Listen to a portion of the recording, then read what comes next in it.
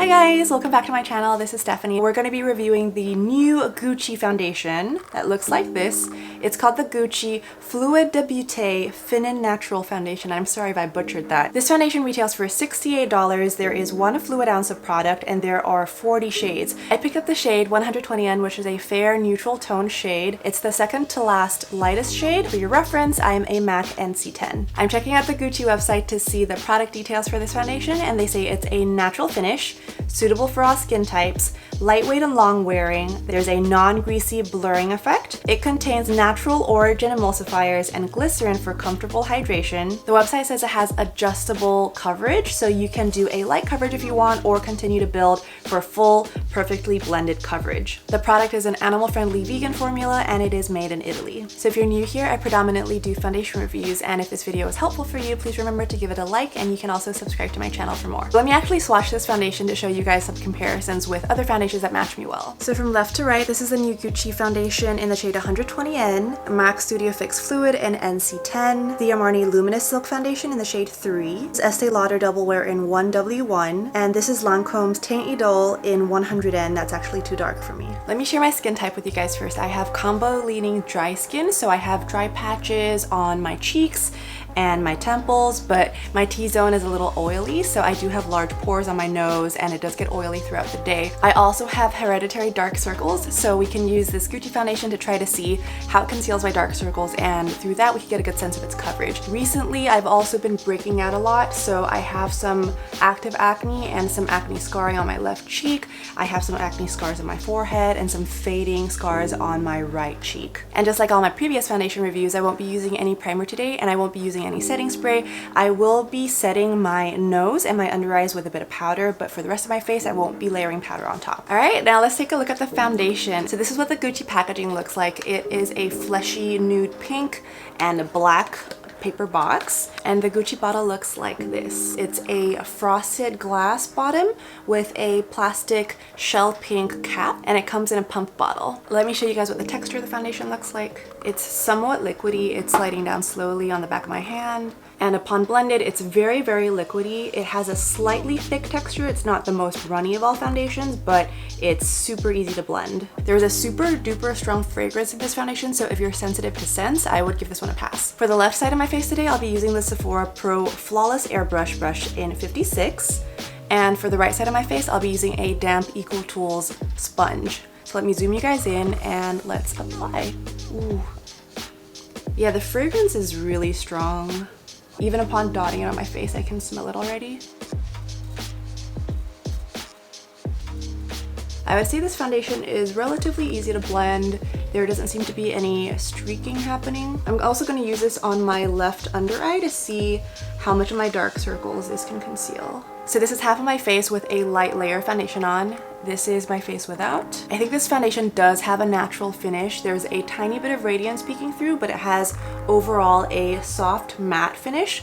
It does a pretty good job at blurring out the pores. So with one light layer, it conceals around 30 to 40% of my dark circles and also 30 to 40% of my acne scars, looking like a light coverage foundation. I'm gonna squeeze a bit more product on the back of my hand and apply the right side of my face with a damp sponge. The product on the back of my hand is drying down and setting already, so I feel like this foundation sets down rather quickly.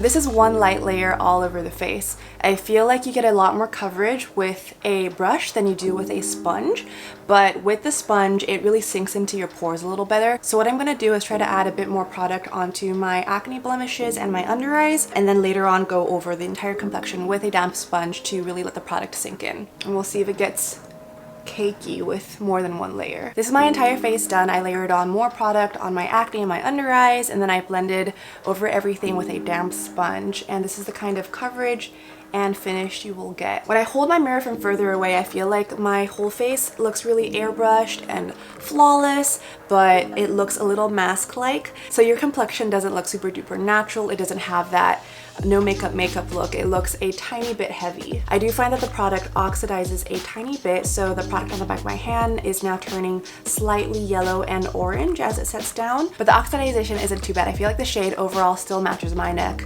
and my hands. I'm gonna go finish my makeup off camera. Hey, so my makeup's now complete. It took me around 30 minutes to finish my full face of makeup. During this time, I feel like the foundation has dried down completely. It now feels quite powdery on my face and not that moisturizing. I don't see any emphasis on my dryness quite yet, but I have a premonition that this foundation might be a bit dry for people with dry skin. We'll see. I turned down my lighting to show you guys the texture of my skin right now. Overall, it looks really, really blurred and smooth. I didn't have any issue blending stuff on top. My blush blended in flawlessly, and I used cream contour for my nose, and it didn't really bring up any of the makeup underneath, so I feel like this foundation plays really well with products going on top. I think the only issue I can foresee with this foundation is it looks a tiny bit heavy, so I can tell that there is a layer of foundation on my skin. It doesn't look super natural, but other than that, so far so good. So let me show you guys what this foundation looks like in natural and under tungsten light. So this is it under natural lighting. This is the sunlight coming in through my window in my living room.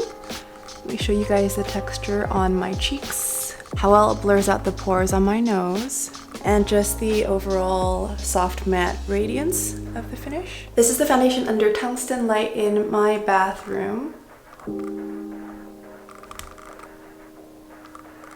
Okay, so I'm actually really enjoying this as of right now. I'll be back after 8 to 10 hours to show you guys what this looks like after a full day of wear. See you guys then. Hey guys, I'm back from my check-in. It is now 11 p.m. so it's been 13 hours since I have first applied this foundation. I feel like overall it's looking pretty good. Let me zoom you guys in. So here is a close-up of what the foundation looks like after 13 hours of wear. Mind you, I didn't leave the apartment at all today. I was indoors all day and I had the air conditioning on for a large portion of the day, so it hasn't been through that much wear and tear. So I think first off, I want to talk about how moisturizing this foundation is. Surprisingly, this foundation is holding up really well on my combination skin, and the dry areas on my face don't feel burdened at all. I don't see any dry patches happening. I don't see any excessive clinging.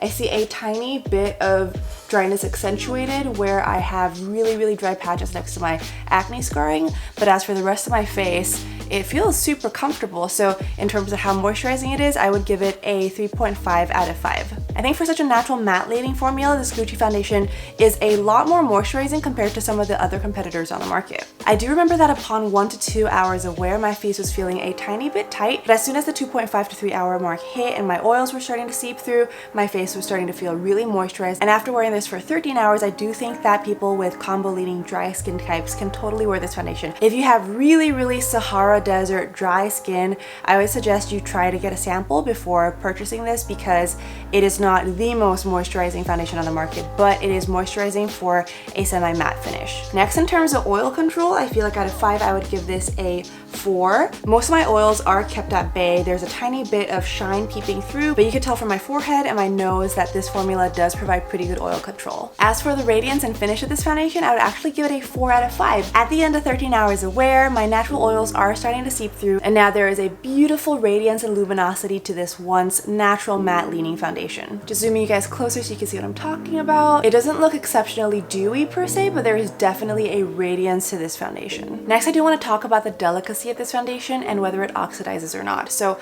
in terms of how delicate the foundation looks, I would give it a 4 out of 5. I find that it doesn't emphasize my pores, that it does a really good job at blurring out the unevenness of my skin tone along with the texture of my skin. However, I find that this foundation does oxidize a notch. The shade 120N does match me rather well, but it does look a tiny bit darker and a bit more yellow than it did upon first application. As for the longevity of this foundation, I would give it a 4 out of 5. I feel like most of it stayed pretty well on my face and it didn't move around too much. I feel like a tiny bit of the coverage has disappeared where I have my acne scars around the edges of my nose nose as well. And you can see that because of my oils peeping through, the foundation has rubbed off, albeit just a little bit. But overall, after 13 hours of wear, I feel like the foundation is sitting on my face rather well. There's not too much patchiness going on. My pores still look pretty good. My face looks even, and there is still around 50 to 60% of coverage on all of my discoloration. So if I had to give this foundation a rating, I would give it a B+.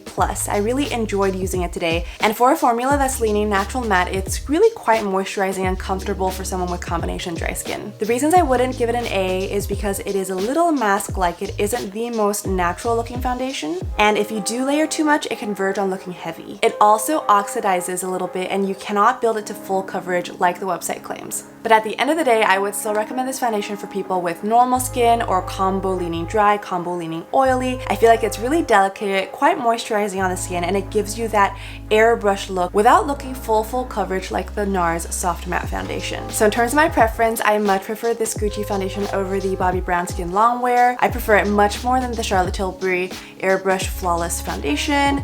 I actually think I like this Gucci one a little better than the YSL All Hours foundation, but I feel like if you want a soft matte finish, I don't know if it beats the Too Faced Peach Perfect foundation. Oh, and before I forget, the Gucci foundation is much better than the Tom Ford Traceless Matte Foundation. I placed that one in the living room, so it's not next to me right now. Okay, well, that's the end of the video. If this video was helpful for you, please give me a thumbs up. And if you're someone who likes foundation reviews, you're very welcome to subscribe to my channel because I will be pushing out a lot more reviews in the very near future. I'm actually working on 2 videos right now. One of them is a tier list of 100 luxury foundations, and the second one is a 2020 foundation roundup. So if you're interested, please do subscribe and turn on the bell so that you can get notified when these videos come up. Thank you for watching, and I'll see you guys in my next video. Bye!